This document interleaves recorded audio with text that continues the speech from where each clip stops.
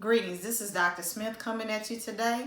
And today I want us to think about when you know better and you take responsibility to apply what you learn, you do better. Notice I said you take responsibility and apply what you've learned, you do better. Not just because you know better, you do better, or you think you learned something and you're going to do better. You have to make sure that you're applying what you're learning. So I'm sitting here reflecting. I walked in my nephew's room and there was a note that I had on his wall. So I want you to take a look at this note, because when my nephew turned 12 a couple of years ago, I started giving him allowance. And so what I first did is that I talked to him about life and having a job and what did he want his life to look like and what did he want to be and become and what did he want to do. And so I let him know that when you work, whether you work for yourself or you work for an employer, there are responsibilities that you have to make sure that you're doing in order to receive pay. And if you're not doing what you're supposed to do, there's going to be some type of consequence. And so to make sure that my nephew fully understood that, he always had consequences, positive consequences as well as negative consequences for him doing what he was expected to do. So the expectations that I had of my nephew then and that I have of him now is that he's a scholar. He has to maintain a 3.0 or above. No ifs, ands, or buts about it. If he goes below a 3.0, that means he's not living up to his potential, and we have to work with him to see what he's not understanding and get him help so that he can understand. So be a scholar. Go to school, because right now school is his job. So going to school, doing what he's required and expected in addition to being a scholar. And then finally, he's an athlete. So making sure that he walks, talks, eats, sleeps, and dreams soccer, because he loves soccer. So school, soccer, and maintain a high level of scholarship as he walks into his greatness, being the best that he can possibly be. So this happened in 2016, and he just, he's a teenager.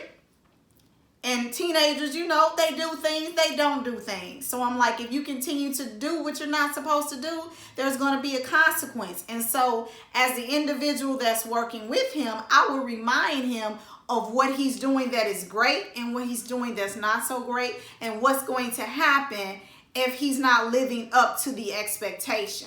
And so if we look at this list again, so as you zone in on the list, it says each time you do not meet the expectations, your allowance will be docked.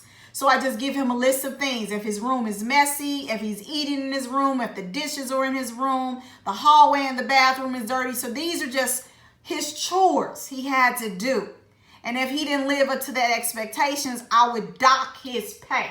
Because again, I want him to make sure that he fully is understanding what the expectation is. Because when he goes into the world of work, or even when he becomes an entrepreneur doing it himself, there are going to be expectations that he has to rise to. And so then I said, let me take it even a step further. So not only am I going to remind him about what he's doing great and what he's not doing so great, I'm actually going to show him what happens when he goes into the world of work, whether again he's an entrepreneur doing it himself or he works for an employer. And I actually started creating check stubs. So I found 2 check stubs that I created for him for his allowance. So he started out at 15, and as he aged, the allowance went up by $5 every year. And so as you can see, I took out rent for his room, I took out a food tax, and I took out utilities, because again, and he had a savings. So again, I wanted him to fully understand that when you're in life and when you're growing in entrepreneurship or going into the world of work, there are going to be things that you have to do in order to meet what it is that you're trying to meet and rise to the expectation. So for those of us out there, whether we're entrepreneurs or we're working for an employer, we get a check, whether it's at the end of the week, every 2 weeks, at the end of the month, what have you. We get compensated for the work that we're doing. So if you're not doing this yourself for yourself, this just doesn't apply to our students and children. This applies to adults. You have to make sure that when you know better, you take responsibility and apply what it is that you're learning, because you got to take action to make those changes to make it happen. I reflect, and when I walked in this room looking at the sign, and what made me reflect about is that when I was a child, my brother and I, our parents didn't necessarily tell us things. We kind of watched what they did. And so we kind of learned from watching. And so one of the things I vividly remember is that my parents at that time in our lives, they didn't have a checking account. We didn't go to the bank.